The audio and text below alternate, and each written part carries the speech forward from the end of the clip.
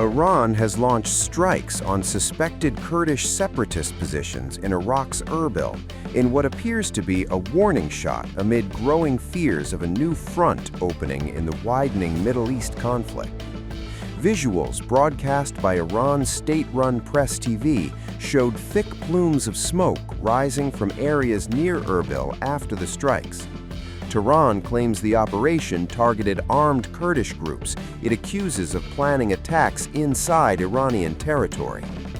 The strikes come at a time when tensions between Iran and the United States are already at boiling point.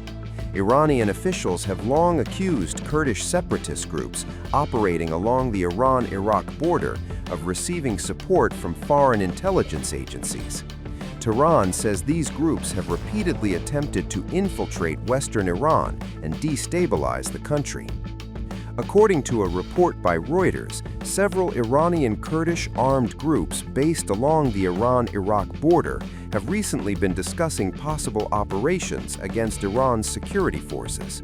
The report says members of the Kurdish coalition have been training and preparing for attacks aimed at weakening Iran's military presence in the region. The developments are raising concerns that the Kurdish region of northern Iraq could become another flashpoint in the broader confrontation involving Iran, Israel, and the United States. Tehran has warned repeatedly that it will strike any group it believes is preparing cross-border attacks against Iranian territory. Meanwhile, a CNN report says the CIA is working behind the scenes with Kurdish groups in an effort to pressure the Iranian government. Multiple people familiar with the matter told CNN that the U.S. intelligence agency is exploring ways to support Kurdish forces and potentially arm them as part of a strategy to trigger unrest inside Iran. According to CNN, discussions about possible operations inside Iran have intensified in recent days. Kurdish fighters based along the border are reportedly assessing whether they could launch coordinated attacks against Iranian security forces if the conflict in the region escalates further.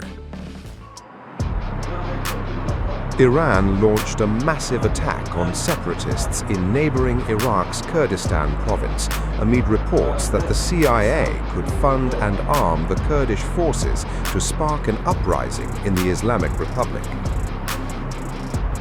Explosions and roars tore through the night silence in Kurdistan. Another footage showed fireballs from debris, possibly from a missile, falling near a house, triggering chaos and panic. Multiple blasts were also reported earlier in the province of Sulaymaniyah in northern Iraq. Local sources said the attacks targeted the headquarters of the Kurdistan Toilers Association, or Komala, an Iranian Kurdish armed group in Iraq. But why is Iran targeting Iraq's Kurdistan amid the raging conflict with the US and Israel? The attacks come amid reports that Iranian Kurdish armed groups have consulted with the United States in recent days about whether and how to attack Iran's security forces in the western part of the country.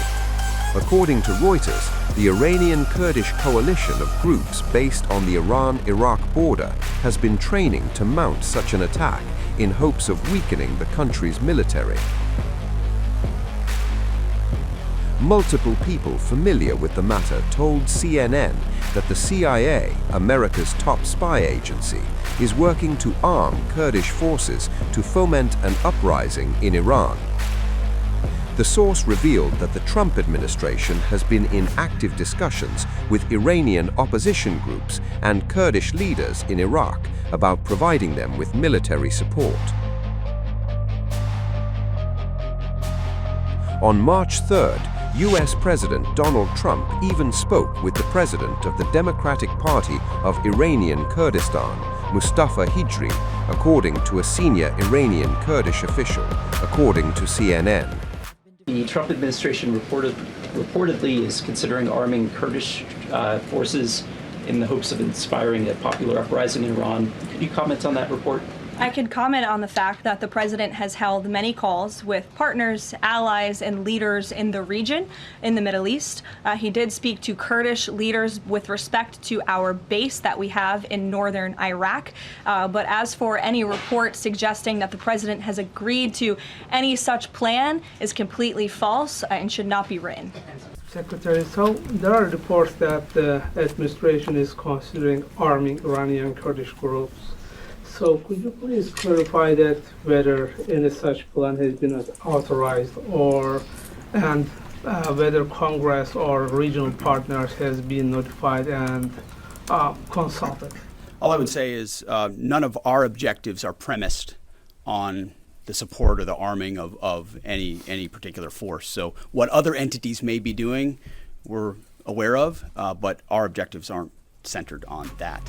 Remember, Iranian Kurdish armed groups have thousands of forces operating along the Iraq-Iran border, primarily in Iraq's Kurdistan region. The Kurdish people are an ethnic minority group without an official state. There are an estimated 25 to 30 million Kurds, the majority living in a region that stretches across parts of Turkey, Iraq, Iran, Syria, and Armenia. Most Kurds are Sunni Muslims, but the Kurdish population has diverse cultural, social, religious, and political traditions, as well as a variety of dialects. Several of the groups have released public statements since the beginning of the war, hinting at imminent action and urging Iranian military forces to defect. But Iran's IRGC has been striking Kurdish groups in the mountainous areas in Iraqi Kurdistan. Tehran has targeted multiple locations it claims are linked to Israeli strategic centers, as well as bases and facilities associated with Iranian Kurdish opposition groups. An Iranian drone on March 4th targeted an arms depot at the headquarters of an Iranian Kurdish opposition group in the town of Dikala. Two drones also targeted a U.S. military base and a hotel in Erbil. Erbil, the capital of the Kurdistan region, has endured several consecutive days of drone and rocket barrages. Many of these attacks have targeted the U.S. military presence at Erbil International Airport.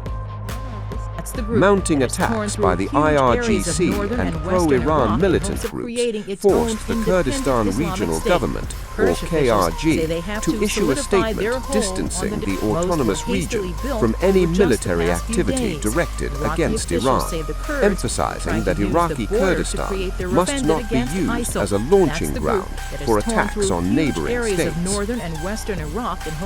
KRG officials also indicated that they have communicated directly with Iranian Kurdish opposition groups operating in the region, urging them not to carry out cross-border operations into Iran from KRG territory. Meanwhile, civilians in Erbil caught in the crossfire of Iran war.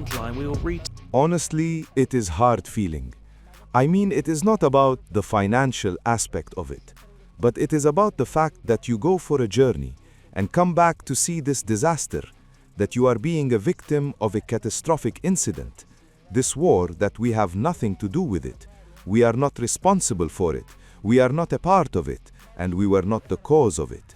We just pay the price for something we didn't do. So when it first happened, I just look over and I just see glass, our windows broken.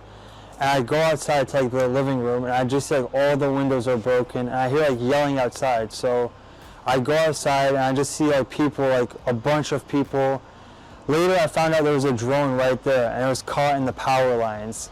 So that's why the explosion wasn't as bad as it could have been. It could have been worse. So I woke up around 2:45 a.m.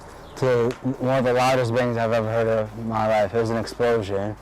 And so I quickly jump up and I see all my windows are broken, and so then I go outside and I just see a bunch of people, 20-30 men, soldiers, who are just looking for something. I don't know what it is. I think they were looking for the drone. I received so many phone calls that they asked us, Anna, where are you? They were just checking on us. We told them we were outside. They said the complex exploded. I don't know.